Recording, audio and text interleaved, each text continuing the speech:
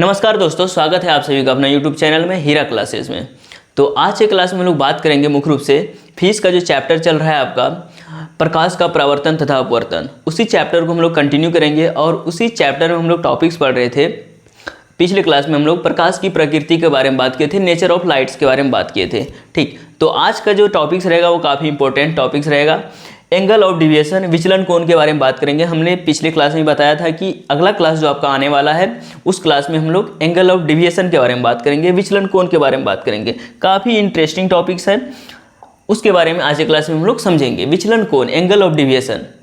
जिस तरह से हमने प्रकाश का परावर्तन, हमने दो रूल को देखा, दो नियम को देखा वहाँ कि आपतन कोण, परावर्तन कोण, अभिलंब, तीनों एक ही समतल में होते हैं। इन सभी के बारे में हमने बात किया था। एक रूल था आपका कोण आई बराबर कोण आर, मीन्स आपतित किरण बराबर परावर्तित किरण। आपतित मतलब इंसिडेंट एंगल और रिफ्लेक्टेड एंगल दोनों इक्वल होंगे, ये दूसरा रूल था उसका। ठीक, तो उन्हीं दो रूल पे ये डिपेंड करता है एंगल ऑफ डिविएशन। थोड़ा सा उसके बारे में हम लोग चर्चा करेंगे फिगर के थ्रू। ठीक, फिगर के थ्रू हम लोग बात करते हैं थोड़ा सा। देखिए मेनली क्या करेंगे हम लोग, एक समतल दर्पण का यूज करेंगे, क्योंकि हम लोग प्रकाश का परावर्तन चैप्टर में हम लोग समतल दर्पण का ही यूज कर रहे हैं मैक्सिमम। ठीक, तो समतल दर्पण में हम लोग क्या होते हैं कि रे को गुजारने में आसानी होती है। ठीक, उससे हमें डेविएशन अच्छे से पता चलेगा, इसीलिए हम लोग समतल दर्पण का उपयोग करेंगे। मान लीजिए दर्पण एक्स है, एक्स वाई एक दर्पण है जिसको हम लोग समतल दर्पण बोल रहे हैं। ठीक, ये एक समतल दर्पण है। ठीक, इसमें हम लोग क्या करेंगे, जिस तरह से हम लोग पिछले क्लास को थोड़ा सा रिलेट किए पहले, इसीलिए क्योंकि अभी उसी का यूज होगा। आपका इंसिडेंट एंगल लीजिए या रिफ्लेक्टेड एंगल लीजिए, उन्हीं का यूज करने वाले हैं। तो इसमें हम लोग क्या करेंगे कि एक हम लोग रे को गुजारने वाले हैं। किसको? रे को गुजारने वाले हैं। देखिए जैसे एक इंसिडेंट एंगल में हम लोग क्या करेंगे, सबसे पहले एक इंसिडेंट रे को गुजारेंगे, इंसिडेंट रे को गुजारेंगे। ठीक, इंसिडेंट रे ये आया आई आर, ये क्या आया आई आर आया। ठीक, इंसिडेंट रे को जो हम लोग गुजारेंगे इस समतल दर्पण से, ये क्या होगा, रिफ्लेक्ट होके ये रिफ्लेक्टेड रे बन जाएगा आर आर। ठीक, क्या बन जाएगा, रिफ्लेक्टेड रे। मतलब कि आपतित किरण आया दर्पण से टकराने के बाद वो परावर्तित हो गया परावर्तित किरण में। ठीक, और हम लोग यहाँ क्या देखते हैं कि बीच में एक हम लोग अभिलंब का यूज करते हैं। किसका यूज करते हैं? अभिलंब का यूज। पिछले क्लास में हमने अभिलंब के बारे में काफ़ी अच्छे से समझा था। बीच में हम लोग क्या करते हैं, एक अभिलंब का यूज करते हैं जिसका नाम है नॉर्मल एन। यहाँ तक बात समझ में आ रहा होगा, ये पूरा पिछले क्लास का बात है। ठीक, और अगर हम लोग इसकी मीडियम की बात करें, ये समतल दर्पण है, इसका मीडियम हम लोग ले लेते हैं एयर। कहाँ पे? एयर पे। ठीक, मीडियम एयर पे हम लोग यूज कर रहे हैं। एक इंसिडेंट रे आया और दर्पण से टकराने के बाद रिफ्लेक्टेड रे में ये कन्वर्ट हो गया। ठीक, इधर से गुजर गया रिफ्लेक्टेड रे। ठीक, अब हम लोग यहाँ पर क्या देखे थे कि ये जो एंगल बन रहा है, पिछला क्लास है, टोटल पिछला क्लास है आपका। ठीक, ये जो एंगल बन रहा है इसको हम लोग बोल रहे थे आई। ठीक, इंसिडेंट एंगल। क्या बोल रहे थे? Incident angle. कि आपतित किरण अभिलंब के साथ जो कोण बनाएगा उसको क्या बोलेंगे? इंसिडेंट एंगल बोलेंगे। और ये जो रिफ्लेक्टेड रे जो गया उधर नेक्स्ट साइड से टकराने के बाद दर्पण से, ये हम लोग बोलते थे आर, रिफ्लेक्टेड एंगल, परावर्तित कोण। ठीक, एक आपतन कोण हो गया, एक परावर्तन कोण हो गया, यहाँ हम लोग ये बोल सकते हैं। ठीक, तो अब हम लोग इसमें क्या देखेंगे, मेनली विचलन का कोण ये कहता है कि ये जो इंसिडेंट रे आया, इंसिडेंट रे जो आया, इसका जो प्रारंभिक स्थिति था, इसका जो प्रारंभिक स्थिति था, ये क्या करता है कि जो इसका अंतिम स्थिति, एक इंसिडेंट रे आया और ये टकराने के बाद ये जो निकला, ये इसका ये प्रारंभिक हो गया, ये अंतिम हो गया। तो ये यही बोल रहा है कि इसका प्रारंभिक स्थिति और इसका अंतिम स्थिति किसका? आपतित किरण का, इंसिडेंट रे का। ठीक, ये क्या कहलाता है? यही कहलाता है आपका विचलन कोण, जिसको हम लोग डेल्टा से सुनिश्चित करते हैं, निश्चित करते हैं। ठीक, डेल्टा से इसको हम लोग क्या करते हैं, संकेत इसका है डेल्टा। ठीक, तो ये जो ये देखने को मिल रहा है इसी को बोलते हैं एंगल ऑफ डिविएशन। क्या बोलते हैं? Angle of deviation. ठीक, विचलन कोण इसी को बोलते हैं। एक बार और समझिए आप लोग। ठीक, एक इंसिडेंट रे आया और ये रिफ्लेक्ट हो गया। ठीक, इंसिडेंट रे आया, रिफ्लेक्ट हो गया। ये इंसिडेंट रे का जो ये प्रारंभिक इनिशियल पॉइंट जो था और ये रिफ्लेक्ट जो हुआ वहाँ तक का जो पॉइंट था, इसी के बीच का जो एंगल बन रहा है उसी को हम लोग बोलते हैं क्या? एंगल ऑफ डिविएशन, विचलन कोण बोलते हैं। ठीक, और ये आई और आर के बारे में तो आपको पिछले क्लास में हमने बता ही दिया था कि आई हो गया आपका इंसिडेंट एंगल और आर हो गया रिफ्लेक्टेड एंगल, आपतन कोण और परावर्तन कोण। आई होप कि यहाँ तक समझ में आ गया होगा। अब इसी से हम लोग इसका डिफिनेशन को लिख सकते हैं। डिफिनेशन क्या लिख सकते हैं कि आपतित किरण का जो प्रारंभिक स्थिति था, क्या था, आपतित किरण का प्रारंभिक स्थिति की अगर बात करें हम लोग, थोड़ा सा यहाँ डिफिनेशन हम लोग लिखते हैं, ठीक। आपतित किरण का प्रारंभिक स्थिति, इनिशियल पॉइंट है ना,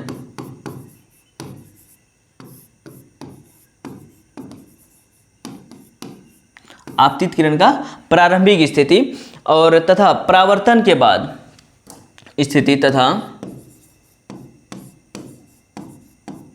परावर्तन के बाद, है ना।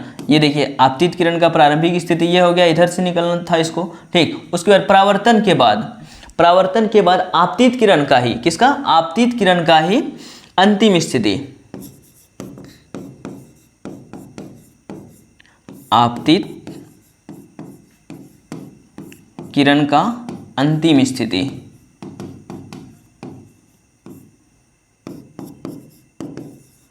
अंतिम स्थिति, ये जो रिफ्लेक्टेड रे गया है, ठीक, इनके बीच का कोण जो होगा, स्थिति के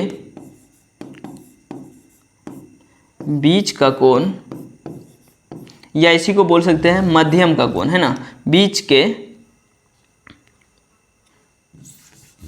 स्थिति, बीच के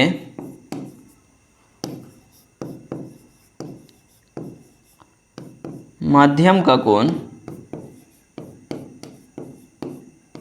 विचलन कोण कहलाता है ना। क्या कहलाता है, विचलन कोण, एंगल ऑफ डेविएशन। इसको आप लोग नोट्स कर लीजिएगा, ठीक। क्या हमने बोला कि आपतित किरण का जो प्रारंभिक स्थिति था, ये जो था आपतित किरण, इंसिडेंट रे, इसका जो प्रारंभिक स्थिति था, और ये यहाँ से जो निकला, ठीक, ये यहाँ से जो निकला, ठीक, और ये क्या हुआ कि यहाँ दर्पण में टकराने के बाद, समतल दर्पण में टकराने के बाद ये क्या हुआ, रिफ्लेक्ट हो गया, ठीक। लेकिन है तो आपतित किरण ही, इसी का प्रारंभिक स्थिति का बात कर रहा है और अंतिम स्थिति का बात कर रहा है। इनके बीच का जो कोण होगा वही कहलाएगा आपका angle of deviation. I hope कि यहाँ तक क्लियर हो गया होगा, ठीक। अब हम लोग थोड़ा सा इसमें हम लोग मैथमेटिकली थोड़ा सा बात कर लेते हैं, ठीक। मैथमेटिकली थोड़ा सा बात करेंगे हम लोग यहाँ पे, देखिए अब हम लोग इसमें थोड़ा सा बात करना चाहेंगे। देखिए अब क्या होता है कि एक हो गया आपका कोण आई, कोण आर हो गया, कोण आई, कोण आर हो गया, और एक हो गया एंगल ऑफ डेविएशन। तीन एंगल आपके पास है, देखिए कोण आई प्लस कोण r plus angle of deviation को हम लोग डेल्टा से डिनोट करते हैं। इन तीनों का जो एंगल का जो सम होता है वह 180 डिग्री होता है। कितना होता है, 180 डिग्री होता है। ये आपको याद रखना है, ठीक, क्योंकि ये एक कोण आई हो गया, कोण आर हो गया, और एक डेल्टा हो गया, एंगल ऑफ डेविएशन हो गया। इन तीनों को अगर हम लोग ऐड करेंगे तो 180 डिग्री आएगा, ठीक। अब हम लोग इसमें क्या करेंगे, थोड़ा सा हम लोग पिछला रिकैप करेंगे, जो हमने अभी बताया कि प्रकाश का परावर्तन का जो दो रूल्स हमने बताया, ठीक। आपतित किरण, परावर्तित किरण, तीन और नॉर्मल जो है, तीनों एक ही तल में होंगे, समतल में होंगे, ठीक। उसके बाद कोण आई बराबर कोण आर, मतलब एंगल ऑफ इंसिडेंट एंगल और रिफ्लेक्टेड एंगल, कोण आई बराबर कोण आर, ये दोनों इक्वल होंगे। कोण आई इक्वल टू कोण आर, ये दोनों इक्वल होंगे रूल के तहत, प्रकाश का परावर्तन के थ्रू, ठीक। अब हम लोग क्या करेंगे कि कोण आई बराबर कोण आर है, ठीक। यहाँ को एक कोण आई दिख रहा है और एक कोण आर दिख रहा है, तो इन दोनों को एक में चेंज कर देते हैं हम लोग, ठीक। तो कोण आई को चेंज करेंगे अगर आर में, तो आर हो जाएगा आर प्लस आर, ध्यान से देखिएगा थोड़ा, ठीक ना, डेल्टा इक्वल टू 180 डिग्री, ठीक। आर प्लस आर कितना हो गया, 2r plus delta equal to 180 degree. हमको निकालना क्या है, एंगल ऑफ डेविएशन निकालना है, तो डेल्टा निकालना है, तो इसीलिए हम लोग डेल्टा इक्वल टू लिखेंगे 180 डिग्री माइनस 2r। ये हो गया आपका एंगल ऑफ डेविएशन का फॉर्मूला, ठीक। क्या हो गया, एंगल ऑफ डेविएशन का फॉर्मूला हो गया, ठीक। अब थोड़ा सा हम लोग और थोड़ा सा क्या करेंगे, मैथमेटिकली यूज करेंगे हम लोग, थोड़ा सा एक और टर्म का यूज करेंगे, ठीक। अब एक तो हम लोग देख ले कि एक बार हम लोग कोण आई बराबर कोण आर लिए, आई के जगह आर ले लिए। अब हम लोग आर के जगह आई लेते हैं, क्योंकि दोनों एंगल इक्वल है, तो दोनों का यूज कर सकते हैं हम लोग। तो अगर हम लोग आई प्लस आई, क्योंकि आर के बदले भी आई का यूज कर रहे हैं, ठीक, plus delta equal to 180 degree, ठीक। तो आई प्लस आई कितना होगा, 2i plus delta equal to 180 degree. ठीक, उसके बाद डेल्टा इक्वल टू कितना हो जाएगा 180 डिग्री माइनस 2i। ये भी रिलेशन आपको याद रखना है। ठीक, ये दोनों रिलेशन को याद रखना है एंगल ऑफ डेविएशन के लिए। अगर आपके पास इंसिडेंट एंगल दिया हुआ हो या रिफ्लेक्टेड एंगल दिया हुआ हो, दोनों एंगल में से कोई भी एंगल दिया हुआ हो, तो आप एंगल ऑफ डेविएशन निकाल सकते हैं इन दोनों फॉर्मूला के तहत। एक बार अगर आपके पास रिफ्लेक्टेड एंगल दिया, अभी हम एग्जांपल के थ्रू आपको बताएंगे, अगर आपके पास रिफ्लेक्टेड एंगल दिया हुआ हो, परावर्तन कोण दिया हुआ हो, तो आप 180 में से जितना एंगल दिया हुआ हो 2 से मल्टीप्लाई करके उसको माइनस कर देना है और एंगल ऑफ डेविएशन निकल जाएगा आपका। ठीक, उसके बाद अगर आपके पास इंसिडेंट एंगल दिया हुआ हो, आपतन कोण दिया हुआ हो, तो आप उसमें क्या कर सकते हैं 180 माइनस कर सकते हैं 2 से मल्टीप्लाई करने के बाद पहले इंसिडेंट एंगल को। ठीक, उसके बाद एंगल ऑफ डेविएशन यहाँ से आपका निकल जाएगा। ठीक, आई होप कि ये कंसेप्ट जो था ये समझ में आया होगा। काफ़ी हाईली कंसेप्ट था, इतना कोई वेटेज नहीं था इसका। बस 2 फॉर्मूला का यूज करना है एंगल ऑफ डेविएशन में आपका। ठीक, और डेफिनेशन तो आपको इसी से पता चल रहा है कि एक इंसिडेंट रे आया, वो टकराने के बाद इसका इनिशियल पॉइंट और जो टकराने के बाद जो रे गया रिफ्लेक्टेड रे, इन दोनों का बीच का जो एंगल आया वही है angle of deviation. I hope कि यहाँ तक क्लियर होगा सारी बातें, है ना। अब हम लोग थोड़ा सा आगे चलेंगे। अब इसी के थ्रू हम लोग क्वेश्चन थोड़ा सा करते हैं कि क्वेश्चन किस तरह के आते हैं। हमने फॉर्मूला देख लिया, अब उसका यूज हम लोग किस तरह से करेंगे, क्वेश्चन किस प्रकार से आपके एग्जाम में आते हैं, ये इंपॉर्टेंस है। ठीक, तो चलिए क्वेश्चन को हम लोग देखते हैं पहले, है ना। क्वेश्चन है आपके पास, फर्स्ट क्वेश्चन है, क्वेश्चन को ध्यानपूर्वक पढ़ना है। क्वेश्चन क्या कह रहा है उसके बारे में समझना है पहले। ठीक, क्वेश्चन कह रहा है यदि कोई प्रकाश की किरण 40 डिग्री के कोण पर किसी समतल दर्पण पर, ये देखिए समतल दर्पण का यूज हुआ है, ठीक, पर आती है 40 डिग्री के कोण पर क्या करती है, प्रकाश की किरण समतल दर्पण पर आती है, तो बताइए उस प्रकाश की किरण के लिए विचलन कोण का मान क्या होगा। एक समतल दर्पण है आपके पास, ठीक, और उससे आप एक इंसिडेंट रे गुजार रहे हैं जो समतल दर्पण के साथ नहीं, वो नॉर्मल के साथ बना रहा है एक्चुअली। ठीक, किसके साथ, नॉर्मल के साथ बना रहा है 40 डिग्री का कोण। ठीक, 40 डिग्री का कोण बना रहा है, किसके साथ, नॉर्मल के साथ बना रहा है 40 डिग्री का। ठीक, तो बताइए कि उस प्रकाश की किरण के लिए विचलन कोण का मान क्या होगा। तो सबसे पहले हम लोग थोड़ा सा इसको देखना चाहेंगे हम लोग फिगर के थ्रू, किस तरह से रे आ रही है। ठीक, तो ये हो गया आपका समतल दर्पण, क्या हो गया, समतल दर्पण।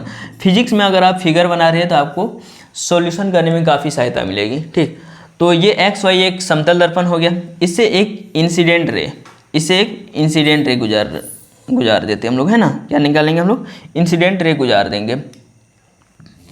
चलिए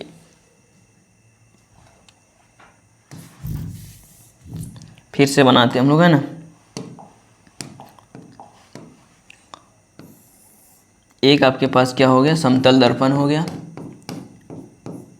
XY एक समतल दर्पण है, और इसमें हम लोग एक क्या कर रहे हैं, एक रे को गुजारते हैं, इंसिडेंट रे को। ठीक, इंसिडेंट रे को गुजारते हैं, ये IR इंसिडेंट रे को गुजारते हैं। ठीक, और ये इंसिडेंट रे गुजरेगा तो यहाँ से ये रिफ्लेक्ट होके रिफ्लेक्टेड रे में चेंज हो जाएगा। ठीक, और बीच में एक क्या है आपके पास, नॉर्मल है, बीच में क्या है, नॉर्मल है। अब इसके साथ कितने डिग्री का कोण बना रहा है, ये 40 डिग्री का है ना, कितना, 40 डिग्री का कोण बना रहा है, कोण I, इसको क्या बोलते हैं हम लोग, कोण I बोलते हैं, और इसको कोण R।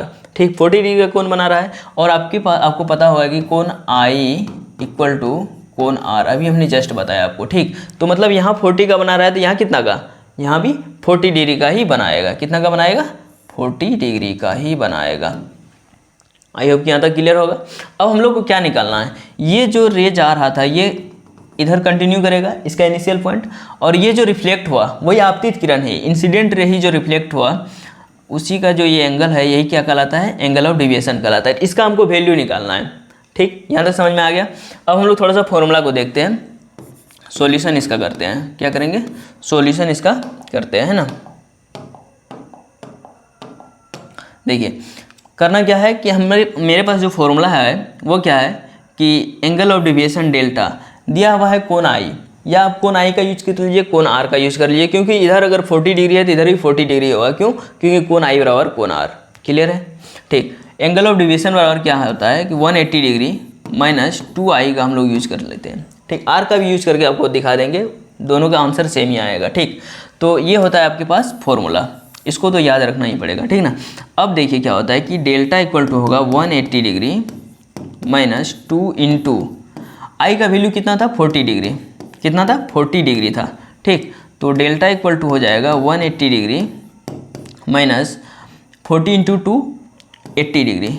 ठीक, अगर आप एंगल ऑफ डिविएशन की बात करेंगे तो ये आ जाएगा 100 डिग्री। कितना आ जाएगा 100 डिग्री। अगर आप इसकी बात करेंगे तो ये आंसर जो आएगा वो आपका आएगा 100 डिग्री का, यहाँ 100 डिग्री यहाँ विचलन हो रहा है, विचलन कोण का मान आ रहा है 100 डिग्री।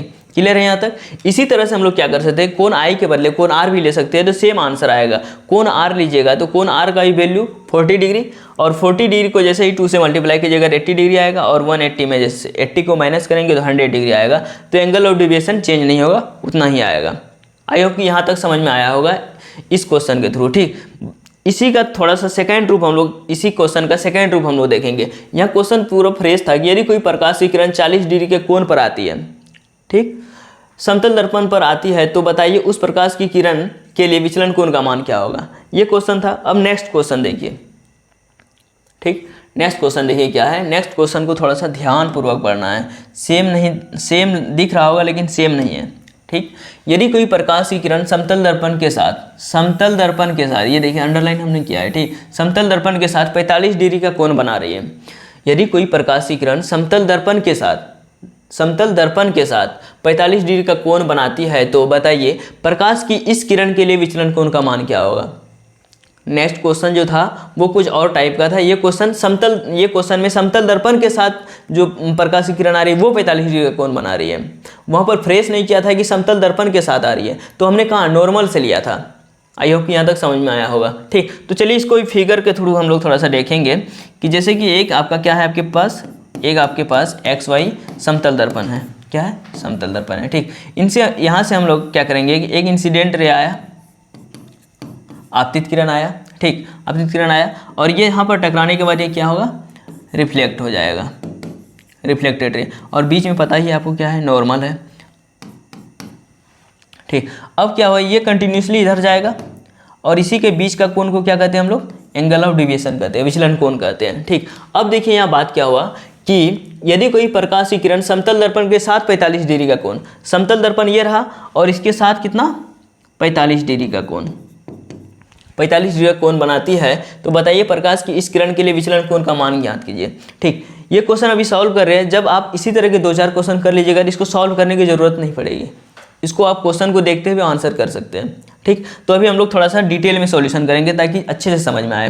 ठीक, ये देखिए, ये जो एंगल है, ये आपके पास टोटल एंगल जो है पहले से ये 90 डिग्री का एंगल होता है। नॉर्मल जो रहता है समतल दर्पण के साथ वो 90 डिग्री में रहता है, तो उसी बीच से आया है 45 डिग्री में आपका इंसिडेंट रे, आपतित किरण आया है। ठीक, आपतित किरण जब आया तो बताइए कि ये इंसिडेंट एंगल जो बचा हुआ है, इंसिडेंट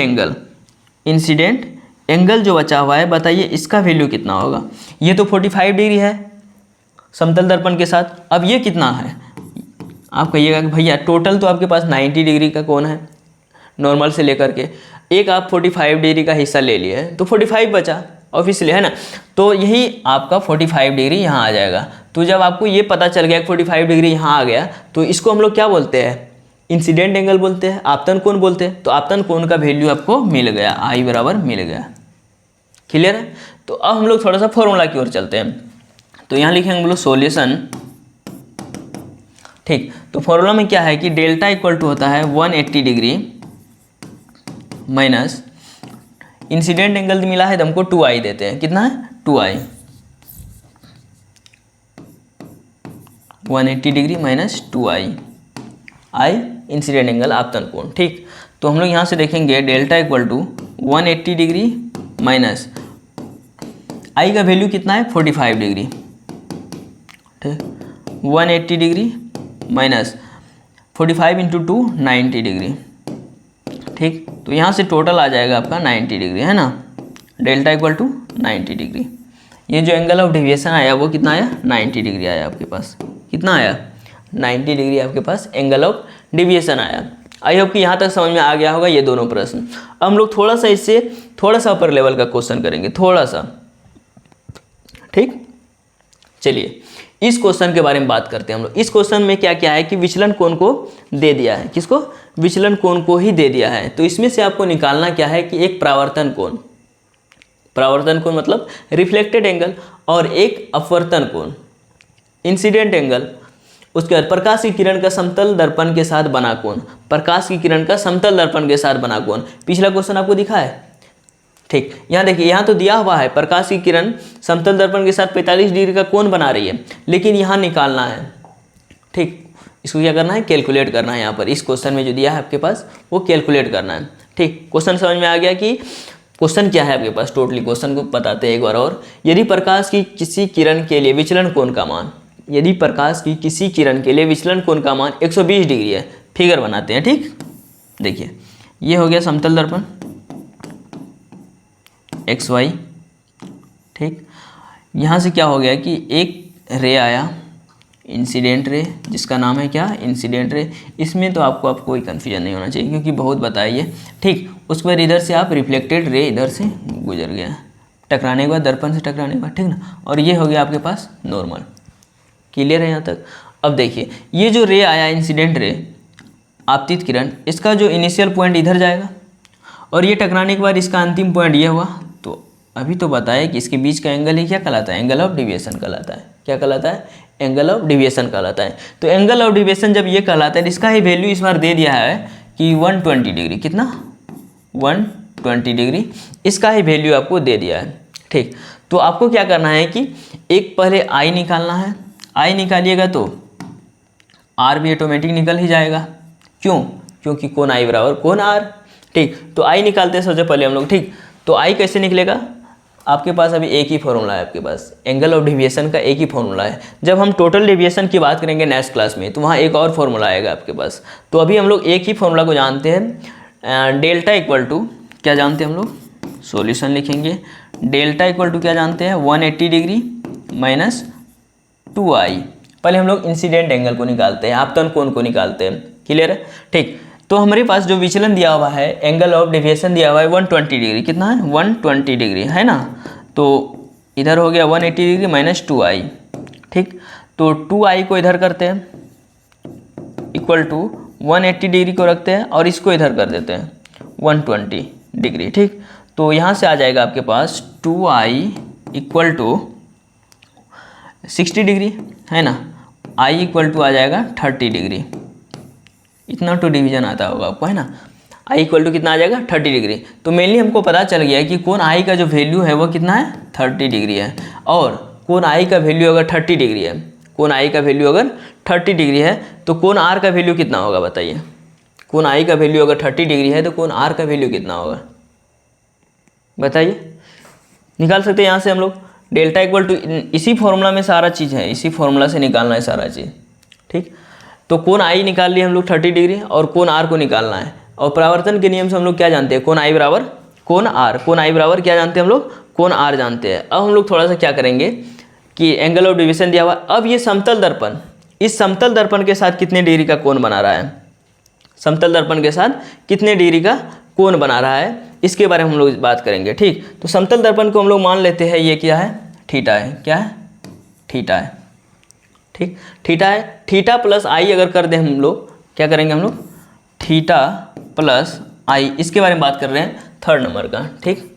क्योंकि इन दोनों का तो आ गया 30 डिग्री 30 डिग्री, दोनों का कोण आई बराबर कोण आर होगा, तो 30 डिग्री इसका भी और 30 डिग्री इसका भी आ जाएगा, ठीक। अब हम लोग कोण आई, अब हम लोग इसके दर्पण के साथ जो रे आई है, तो उसके बीच का जो एंगल कितना होगा उसके बारे में बताना है हमको, ठीक। तो इसको मान लें हम लोग थीटा, कितना मान लें, थीटा, और कोण आई है, ठीक। तो ये टोटल जो है, ये टोटल कितने डिग्री का आता है, ये नॉर्मल जो रहता है दर्पण के साथ वो कितने डिग्री के साथ रहता है, 90 डिग्री के साथ रहता है, कितने, 90 डिग्री के साथ रहता है, ठीक, परपेंडिकुलर रहता है, ठीक। उसके बाद हम लोग क्या करेंगे यहाँ पर, थीटा प्लस आई, थीटा तो पता नहीं हमें, नहीं आई पता है, तो थीटा प्लस आई कितना है, आई 30 डिग्री आया है, इक्वल टू 90 डिग्री, ठीक। तो थीटा इक्वल टू हो जाएगा 90 माइनस 30 इक्वल टू 60 डिग्री। मतलब यहाँ से एक बात समझ में आ रही है कि जो आपका इंसिडेंट रे जो आया, वो जो समतल दर्पण के साथ जो कोण बनाया वो 60 डिग्री के बनाया, कितना, 60 डिग्री के साथ आया, कितने डिग्री का, 60 ये होगा तो 30 ये होगा, इसीलिए हमने बोला है कि जब ये क्वेश्चन को आप प्रैक्टिस कर लीजिएगा तो बिना सॉल्व किए आप क्वेश्चन इसका बता सकते हैं। अगर आपके पास इंसिडेंट एंगल आ गया था 30 डिग्री तो आप आराम से बता सकते थे कि ये जो रे आई है ये समतल दर्पण के साथ 60 डिग्री का कोण बना रही है, क्योंकि नॉर्मल और समतल दर्पण के बीच का जो एंगल होता है वो 90 डिग्री का होता है, जिसमें 30 डिग्री आ गया है इंसिडेंट एंगल में। तो बताइए ये जो कोण आया है थीटा कितना आया, 60 डिग्री। आई होप कि यहाँ तक समझ में आ गया होगा। ये कितना आ गया, ये 60 डिग्री। ये तीनों का आंसर हो गया। ठीक, यहाँ से हम लोग क्या किए, एक इंसिडेंट एंगल निकाले, और इंसिडेंट एंगल क्या होता है, रिफ्लेक्टेड एंगल के बराबर होता है, और दोनों का एंगल सेम होगा। तो दोनों का इसका अगर 30 डिग्री तो इसका 30 डिग्री आया। ठीक, और ये जो थीटा बनाया आपके पास ये 60 डिग्री का, और टोटल डिविएशन दिया हुआ था मेरे पास, टोटल डिविएशन सॉरी मतलब एंगल ऑफ डिविएशन दिया हुआ था कि 120 डिग्री दिया हुआ था।